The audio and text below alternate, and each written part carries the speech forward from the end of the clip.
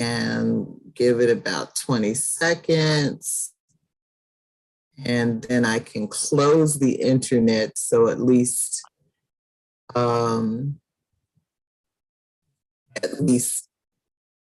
stops using that resource. Okay. Sure. Okay, we're live. We are live now, and for anyone who has been wondering where we are, I have been having technical difficulty for real over here. Gio, how's my lighting? Is it odd? Yeah, it's good. It highlights your face very well. It looks good. Okay, I have this light above my computer. I don't know how long I can stand having it on though, because it's kind of blinding me. And Venita, take your time. Oh, there you are. And can you hear me, Venita? Okay, so yeah. Venita, can you hear me? Okay. So, Venita.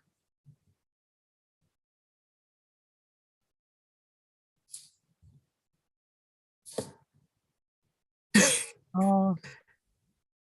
Venita is connecting to audio, it says. All right, so yeah, it's 6:43. Oh my goodness.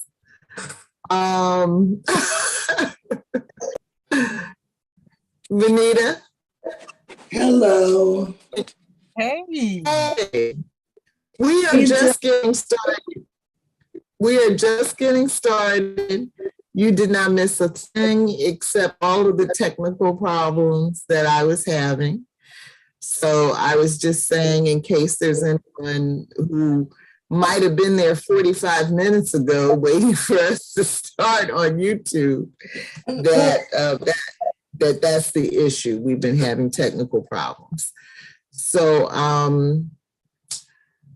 so you didn't miss anything, and I'm glad you're here. Karen is having an event at an event with one of her nieces.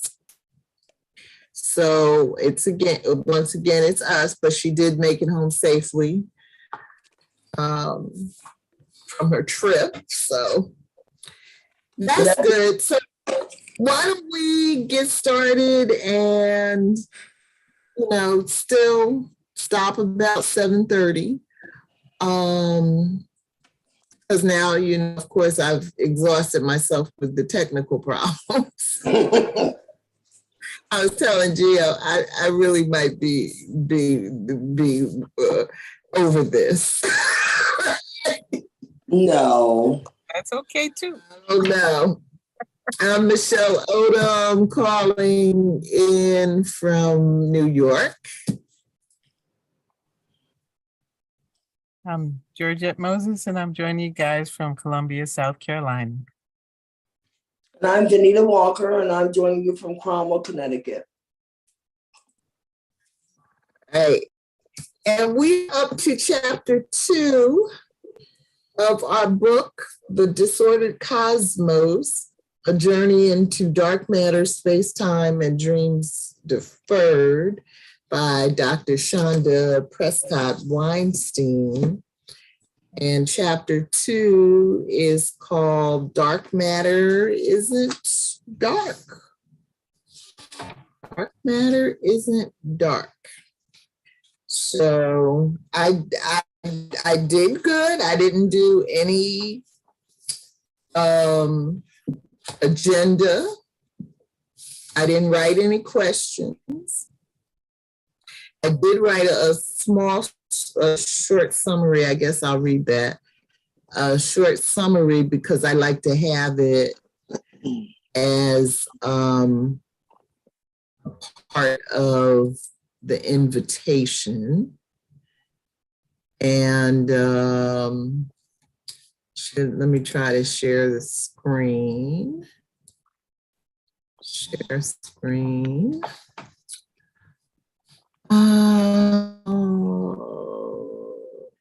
Invitation, share. Okay. So this chapter explores the history and challenges related to confirming the existence of dark matter, an unseeable, invisible substance scientists believe to be missing matter. She also explores some of the current dark matter models like axions, MACHOs, and WIMPS designed to solve the missing matter problem. Existentially, dark matter is a reminder of how much we don't know about the universe, writes the professor. It's a lot.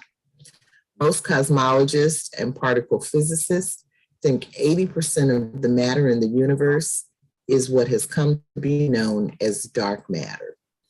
The chapter also considers problems with the standard model of particle physics and gender issues in the field. She credits Dr. Vera Rubin with asking her a question that years later stimulated the author's thinking and led her to her special focus on dark matter in her research.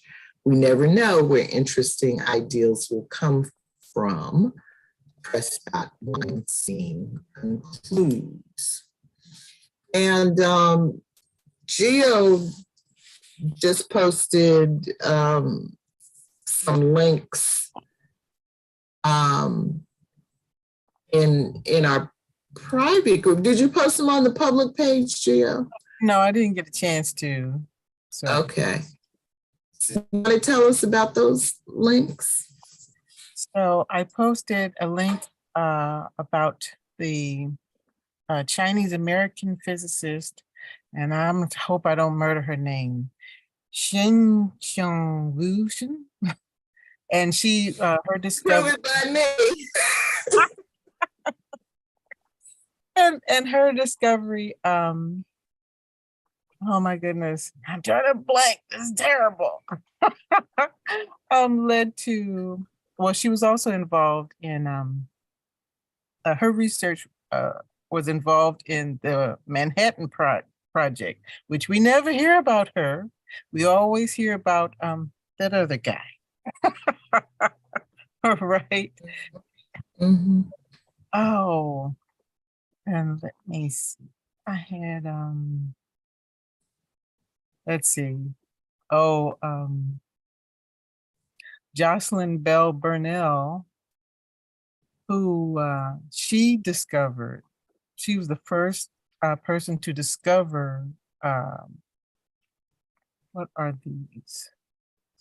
Binary, binary, what do they call on it? Mm-hmm. Notes. See if I see it in the chapter. There was a footnote. I want to say quasars, but that might not be the right word. No, Pulsars, I remember reading pulsars. that. That's what it is. She discovered pulsars, and she was the only woman in her class. And if you watch the little video clip she had, she's got a lot of spunk. She's Irish. And she talked about, how the problem she had, but she's also a Quaker. And so her parents were like, look, they can't be doing this to you. You're going to take science just like everybody else. And she went to Cambridge and she had the PhD and on the project to discover the pulsars. She spoke about how they had to, they built the array, which you have to take these cables and set them up in a line on these poles so they can, this is part of the equipment that discovers the pulses as it rotates with the earth. And so she, her experiment, which I think she worked with two other guys. No, I think there were four other people, she said. And after they discovered them, the first one, the two head guys were in one room talking to each other about how are we going to, release this information. And she said she went into the room and said, look, what are you guys doing in here without me? I'm the one with the PhD.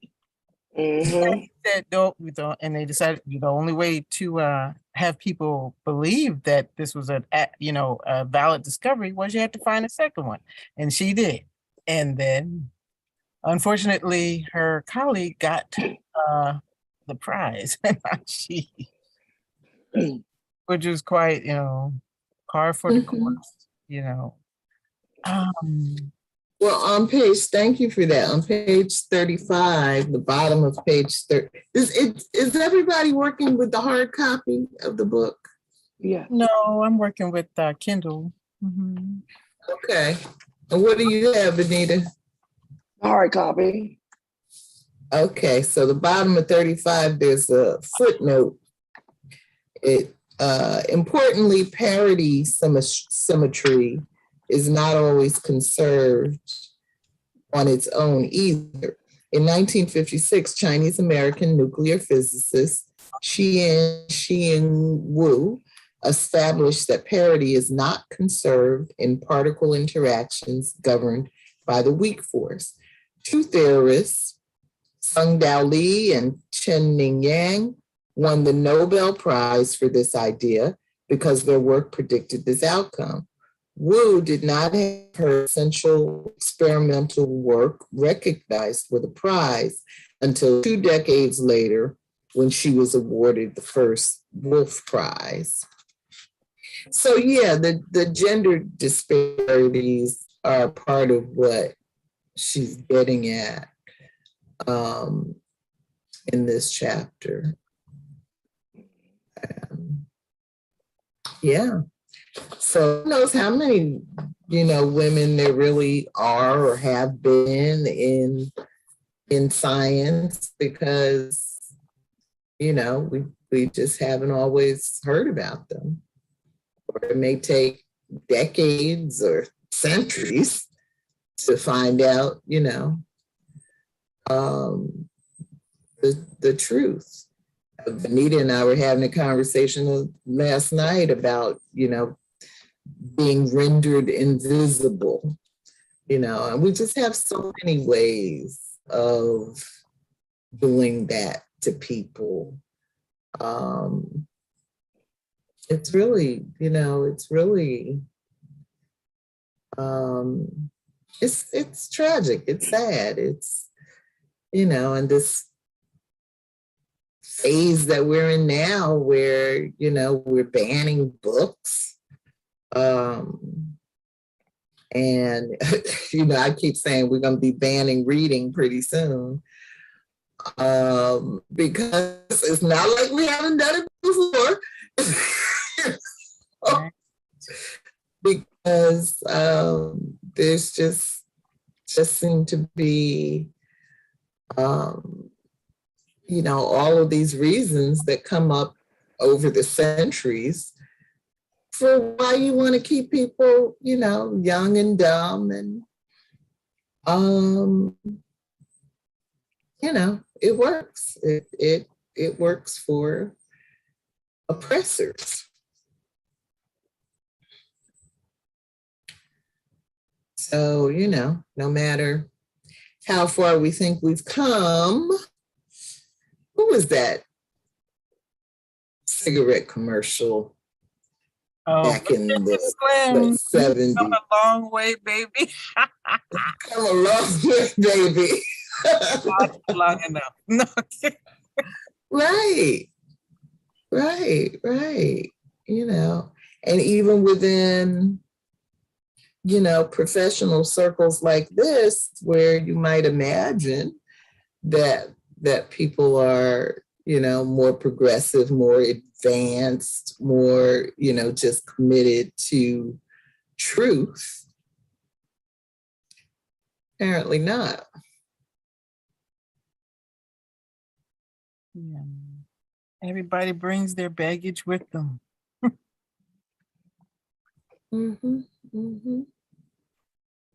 What's on your mind, Venita?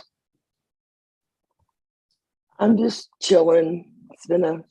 I'm just chilling. You just chilling. All Yeah, right. yeah. I was just thinking about Don Lemon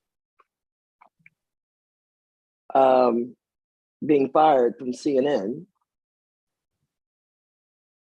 I'm sure for a host of reasons that we have not heard of, or maybe no reason. But one of the comments he supposedly made, it was to about a politician. She happens to be female, and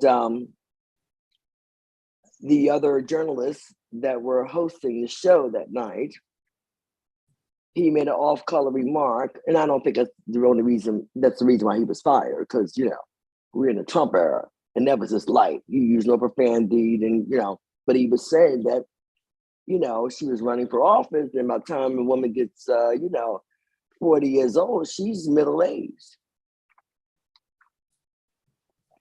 Mm-hmm. I'm like, Don. But that just reminds me of the patriarchy, and he happens to be a gay man. But I guess he didn't let go of that other part. Well, I saw The View today. Mm-hmm. And Sonny Hostin was making the point that she used to be a coworker of Don Lemon, working across the hall from him at CNN. And she insists that he's not a misogynist, that he loves her, that he loves his mother, and then they just kind of started joking about it. Everybody was like, well, he loves me and he loves me. And but she was really defending him very strongly, as far as that goes. So I don't know. I mean, I'm more inclined to agree with, I don't remember which one. I think it might have been Sarah that said, CNN was taken over by some real conservative forces not that long ago, a few months ago. And so it kind of been on the horizon. First they moved him around, and it's kind of like been on the horizon for, so maybe I like Don Lemon. Maybe this comment was just the excuse. Well, I don't know. I didn't read all the stories and articles, and I don't plan to. But personally, again, we live in a Trump era. There's other reasons. There's plenty of other reasons. That's not the statement. It's happened to run across my mind because I do, and I like Don Lemon as a journalist. And and I know it's just not because he made that comment. No, it's a whole lot of other stuff going on. And again, if you speak up about anything, you know where that goes. Anyways, but again, I question even that little snippet. Is like, we're in Trump time. That's what he's. If that's enough to get you fired. That's what I'm saying. That's enough to get you fired. I'm like, really? Yeah, I watched the Young Turks, and Jink, I think that's how you pronounce his name. He made a great point. He said, look, that's what they did to me before they got me out of the way. First, they move you around, so you're unpopular. You don't get the viewership, and they can say, oh, your ratings have gone down. They put your co-host, they don't get along. Oh, it's the chemistry, but you're the person, right? Well, it wasn't going to work. I mean, he even had a problem with it because he is a night host, not a day host, a sunny little day, morning talk show host. Yeah, so I knew something was going down then. I'm thinking about, and this is probably unattractive, but it's from Lost in Space, old time, a bubble-headed booby, right? Bubble-headed booby news head, right? News actor. he has a history of bringing, whether you like him or not, or how he Yes. presents himself or not, he brings the facts. He brings, the controversial happenings of, the day on, to the people who watch him. And the more homogenous or monotone this that news platform becomes, and I guess that's what, those conservative people are trying to do who are running it, you're going to see less and less diversity. And I'm like, look, I don't care who he sleeps with. I'm not trying to sleep with him. So what does it matter? Okay. But if he's bringing content, if he's bringing information I didn't have, that's all that matters. From a viewpoint that I might have not considered, but I'm open to, well, hey, isn't that what news and journalism are about? Bring me the facts and you can put your opinion in there, but I'm going to make my own, decision about whether I'll believe it or how much and whatever. So, but yeah, that's a loss, but I'm sure somebody's going to pick him up for somewhere, someplace. Oh no, I mean, it's a loss, but he's very marketable. What, Michelle? Have a way to tie this discussion to our chapter. Oh, okay. Oh, the diversity in the scientific community, when that's not what I was thinking of, but you're right. I was thinking of the fact that, if this dark matter exists, they suspect it may be about 80% of the matter in the universe. Mm-hmm. And that it's doing things that we can't see. It's, supporting the development of the structures that we do see, but it has its own role to play. But it's invisible and you can't see it. And so in a way, what we're saying about this conversation about Don Lemon is that we know there's some stuff going on there that we can't see, but it's there and it's happening and it's doing stuff. And it led to the outcome that we see today. Well, I believe that. Smart of me. Yeah, I do too. Root for Michelle. There you go. 2 thumbs up, Michelle. 2 thumbs. Yes. No, but I agree. I agree. I think we're affected by everything. Things we can see and things we can't. And I believe most things we can't. Because I think most of what we see is all an illusion anyway. So I think what we can't see, it moves us more than we think it moves us. Mm-hmm. Mm-hmm. It's like the Santa Ana in the Los Angeles area. When the waves get very high and many blue moons ago, it would affect the Indians, Native Americans, that is, and all kinds of things would happen. There was a time when they prayed. There was a time where suicides were more prevalent. All kinds of things happen. They could never, we don't know what moved people mentally, but it's probably that thing we call dark matter that we're not quite sure what it is. But we do know that it's there. Yeah, I believe that. Good point, Michelle. Thank you. But yeah, and in terms of what you're saying,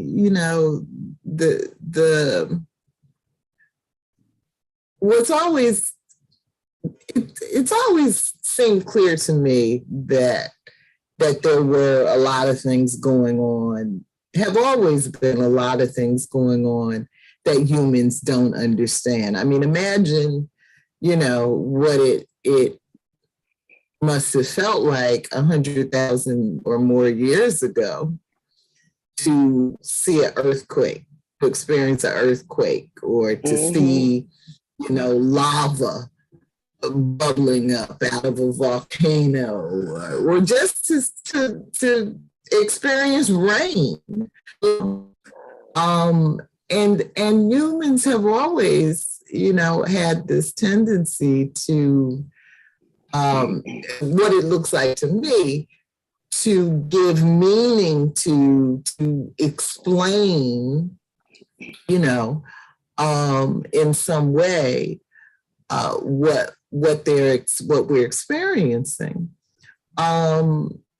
Scientists have tended to be the ones that, have wanted to bring some kind of evidence to the discussion, but other folks are just happy to, it seems, take whatever explanation the shaman or the preacher or the priestess, whatever, anybody who speaks the most confidently decides to say about how to explain whatever, phenomena is going on around us. And, I think it's a natural urge to want to try to understand, what you're going through. But it does concern me that we seem to settle on explanations pretty easily. That's why conspiracy theories take hold and run like wildfire. Well, bear in mind, most of society wants to be led. Mm-hmm. And that shows by what's happening to us now. There's power in numbers. There are few people in politics compared to the amount of ordinary citizens. So I come to the conclusion that most people like to be led. Mm-hmm. The other conclusion can you come to when you have, so that goes for anything else, it's easy to accept what someone tells you as word without giving any thought, without having any curiosity, and you just go along and keep your head down and get to the transaction, Michelle. I know you said that last week. I'm getting concerned that that's becoming your personal philosophy. No, it's not my philosophy, but every time I think about that, I think about that particular person, and how No. I don't know if Georgette was around that time, but that was a pretty true statement. Okay. Not, of course. Were you around, Georgette? I don't remember. Was this happened during a meeting? What happened? Or was this global events? What happened? No, we had a member once, and she said something that we didn't really give much thought to, and the statement was keeping your head down and getting through the transaction. And it's a long story, but in any event, every time I think about people that are followers and that aren't curious or interested in anything, and you could tell them anything, which, like Michelle said, it causes people to have conspiracy theories, cults, you name it, because most people keep their head down and move through any transaction without questioning anything. So one day we'll tell you about it, but when we talk, she always comes to my mind, and she made that one statement: keeping your head down and getting through the transaction, which we don't do, Georgette. You, Michelle, and I. No, I can't envision you guys doing that at all. No. No, we get our head chopped off. Girl, maybe sometime we need to keep it down. We don't know how to do that. We question everything, But it's interesting. So, Michelle, what else is in your head over there? What are you thinking? What you think? That was the big thing for me. Just the vast amount that physicists don't know, you know. In other words, that human beings don't know, you know. And we've been at this, you know, it feels like a long time, but of course, that's human time. And, you know, Georgette said my computer is being measured in dog years. So,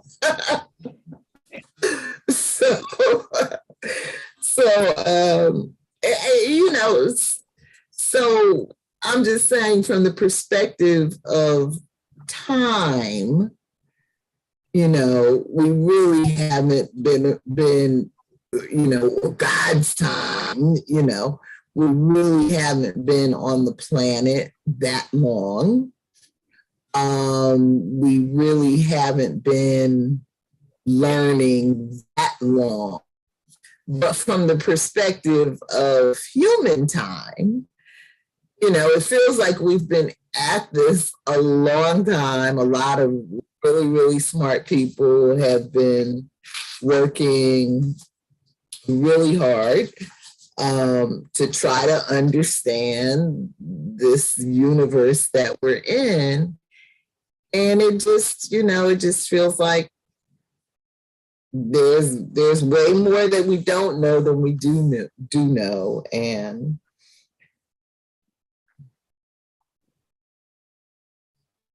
I was looking for the statistic. Let me read this paragraph. I think this is it. Page 32. Existentially, dark matter is a reminder of how much we don't know about the universe. The standard model of particle physics can't make sense of everything. Thanks to a variety of astronomical measurements, we, that is to say, most cosmologists and particle physicists, think 80% of the matter in the universe is what has come to be known as dark matter.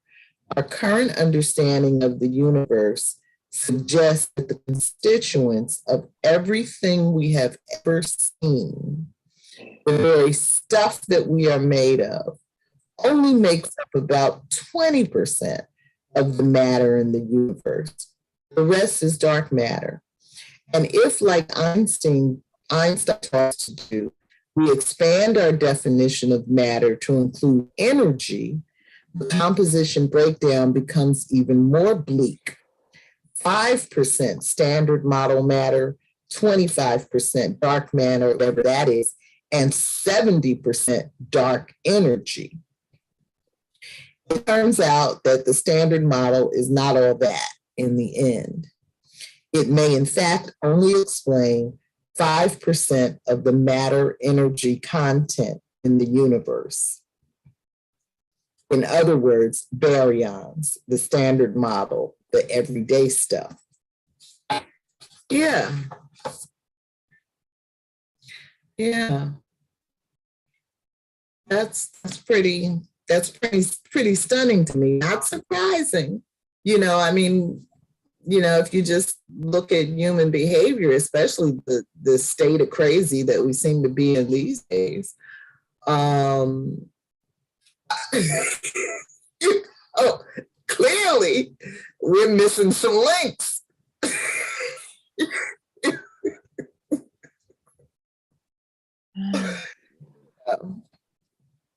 Who knows if the dark matter is even causing all this craziness?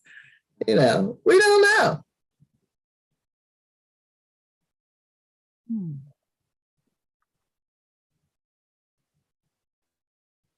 Am I frozen again? No.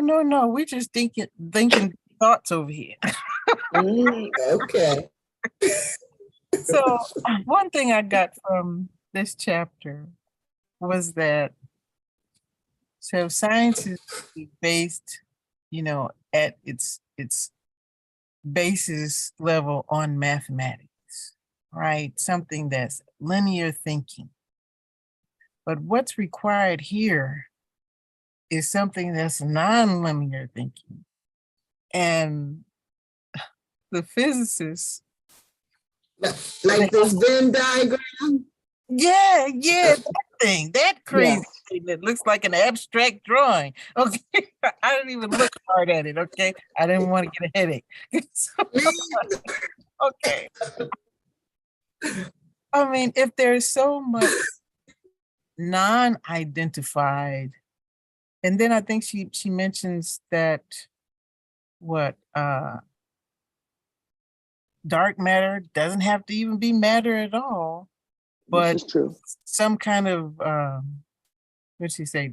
Distorted gravitational space-time, and that just completely blew my mind. I'm like, oh, I don't know how I'm gonna, so it's not, according to, I think there's a passage in here that says, the physics is you either have to observe something and then, document it and create a theory, or you either have to have a theory, and then observe and then test it, right? To prove it. So if you can't even see this stuff, I can't imagine how tedious that is to, you establish, a socially accepted in their group, theorem, right? And then build from that. Okay, so-and-so discovered that. And then 10 to 20 years down the road, oh, that's not even really what it is. It's something else. Right. Starting over again, right? I'm like, wow, you really have to be patient to be in this field, because you wake up the next day and somebody wrote a paper, all your research is trash. That's true. And I wonder, as she talked about this now being the focus of her research, I wondered about the advisability of that. I mean, you're already in a field where, you have to struggle for, to be seen, to be respected. And does it make it that much harder for you that you're working in an area of research on something we haven't seen yet, and that surely some people are just dismissing as, how so many people are. If they can't see it, then it can't possibly exist. I just wonder if that adds a layer of difficulty to her work. I wouldn't think so. I just think the scientists, physicists or scientists, anyone in that field, even mathematicians, I think they're hyper-focused. I think they're so hyper-focused on what they're trying to discover or work out that I don't think it bothers them. I really don't. I think they're very focused people. You would have to be in order to survive those fields. You really have to be. So no, I don't think it bothers her at all. It is what it is, and she welcomes your opinion and what you think and what your findings are. However, this is what I found. So we can just go back and forth with this until I get gray hairs. That's what I think scientists think. But when they do know something and they prove it, they know what they know. I just think they're just too focused. I really do. I don't think I could make it in that field. And I know you couldn't make it because, it just would take a lot of, it's a lot. Yeah. It's a lot. I could do day in and day out. I mean, just in your head. And you're in your head. It's not a social career. You are in your own head, I would think, the majority of the time. You may come together with your fellow scholars, scientists, and physicists, but I think a lot of it's just in your own head. It's a lot.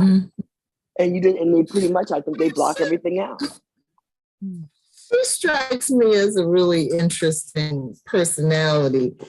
Let me read the, is it here? Yeah. In the back flap of the book, the description about her, Chanda Prescod-Weinstein is an assistant professor of physics and astronomy and core faculty in women's and gender studies. at the University of New Hampshire. She is also a columnist in New Sciences and Physics World, blah, blah, blah, blah, blah, blah. But to put those things together, physics, astronomy, women's and gender studies. Wow. I think That's a lot. yeah, but I think they connect a lot to each other. It's probably not as complicated as we think it is. Mm-hmm. I don't. Yeah, it just because we're laymen and not trained in that field, Mm-hmm. it may seem complicated. But I don't think it's for her. I think it's interconnected. Astronomy and Mm-hmm. physics, dark matter, Mm-hmm. which you can't see. Astronomy, Mm-hmm. you can't see a lot of astronomy. So I just think it all disconnects. It just sounds like a lot when you break it all down. And of course, gender studies, well, why not? What? Right. Right. She's Why not? experiencing gender issues, right? That's what I'm saying, So I think that, Yeah. there's a personal, of course, there's a personal tie to that anyway, So, I mean, why not? She has to fight all the way. As she mentioned, that all the, science usually looks toward all the white hero scientists, male hero scientists. Mm-hmm. Remember she's talking about, I think it was the axions. It is pronounced axions. And she was talking about how the names of them, wimp and macho, must have been named by males. Yeah. Because it's a male-dominated field. I mean, I don't think we would have thought the name wimps and macho. We might have thought about unicorns. We might have some of different spirit. Yeah, but I'm just saying that, she was just giving the example how those things connect, but then how for her gender would have connect with being a physicist and an astronomer. So, I mean, I don't think we would have named particles macho and wimp. We might have named it something more creative, or simply just unicorns and tooth fairies or something. So, she's an interesting person for sure. And she has a lot of personality in her writing. Definitely has personality. I mean, to make science interesting on a page, you have to have some personality to do that. So that was it's interesting. Yeah, and I like the story that she shared about Dr. Vera Rubin, who asked her the question, something like, what did she think, about dark matter? That to me, that's just an example that shows one of the ways in which we're so connected, and you never really know what kind of impact, if we're having an impact, but most of the time I think we don't even see the impact that we have on other people. You don't know what's going to stick with somebody. But it's important to say what you're thinking out loud, just so, because you don't know what the impact is going to be, So I thought that story was an example of that phenomena.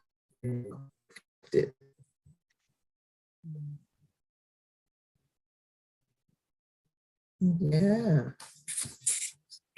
All right. Well, I'm talking a lot. Anything else we want to point out about this chapter? It had a lot of physics in it. It definitely did. It definitely did. It did. Yeah. I was proud of myself for surviving the first chapter. I was like, oh, There's more physics. Yes, it's interesting, but I thought maybe she's gonna get into a little bit of something different. I opened up like, okay, those physics lessons. Here we go. I have my pen and paper. Okay. It's certainly not easy reading, you know, if you want to absorb it. Well, the name of this section is Just Physics. The book is broken into 4 sections. Yes. 4 phases. And first phase, first 4 chapters are called Just Physics. Yes. And then phase 2 is Physics and the Chosen Few. Phase 3 is The Trouble with Physicists. And phase 4, all our galactic relation. So I don't know. I'm thinking maybe if we survive these first 4 chapters, the bulk of the physics will be behind us. Well, I guess we didn't believe her, but she told us what she was going to tell us in introduction. Yeah, she did, didn't she? Yeah. She laid it out. She laid it straight out. I didn't believe her at first. I said, well, maybe she just didn't carried away with it. You know, she told us what the plan was, and she's carrying it through. Yes. Yeah. Yes. Yeah, this whole thing about symmetry and parity, and I was like, oh, geez. I know. Oh my God. And I would look up little terms, and I'm like, the explanation was like, oh, I need to look up some more terms in this. Yes. Yeah, you take a couple of days to read the chapter for sure. You know, Yeah, like but it's interesting. It really is. I kind of stopped because I said, you know, I'm not going to be a physicist. That much is clear to me at this point. But yeah, that whole string theory was like, yeah. Oh, it's a lot.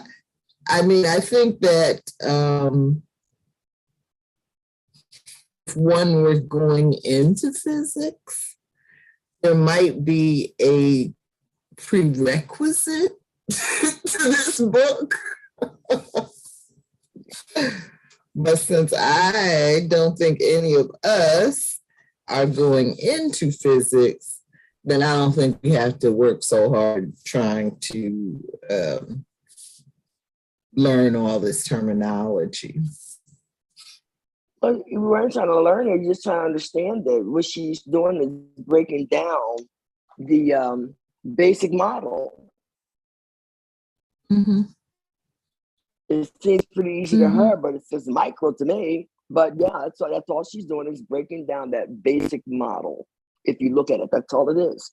But when she starts to break it down, it has all these tentacles, you know, for each part of that particle basic model. Again, yeah. So that's all. Yeah, well, I'm just trying to get the essence. I'm trying to get the essence of what she's saying. You know, I like that she's giving us, you know, so much history, and exposing us to some of the key people, you know, and the key concepts. You know, I appreciate it. I'm just saying I ain't trying to get in all deep with it.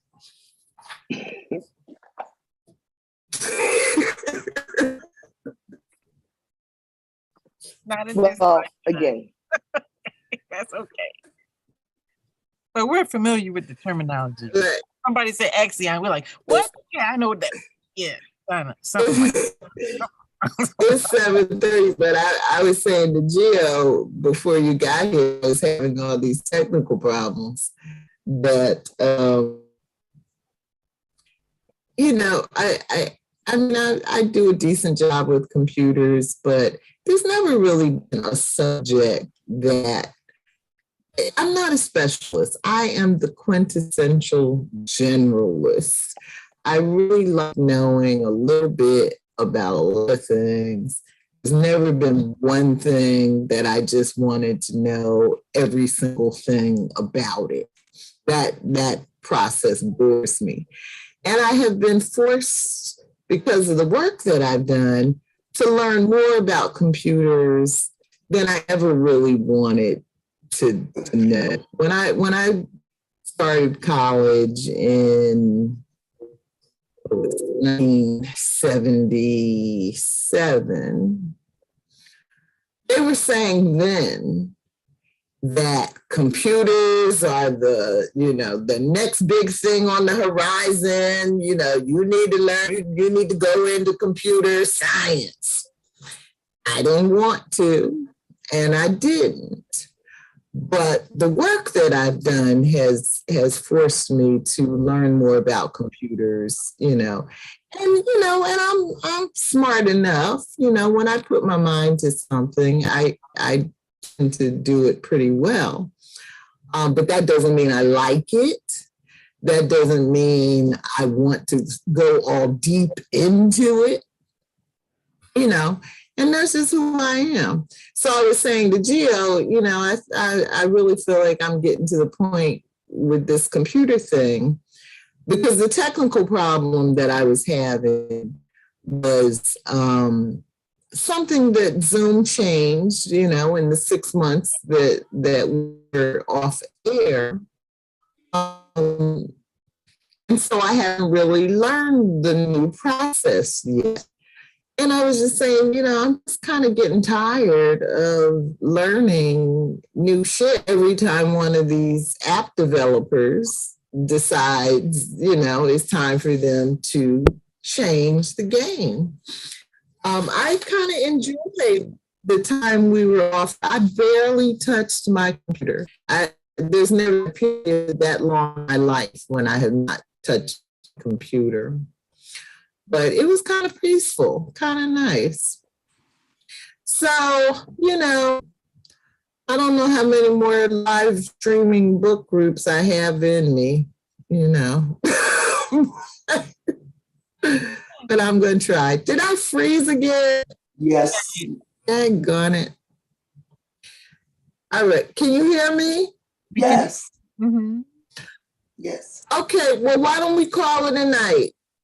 All right. Okay. That sounds good. Okay. Have a So good I'll see you next week. Mm-hmm. Yes. Yes. Okay. Until then, Gio. All right. Okay. Stay chill.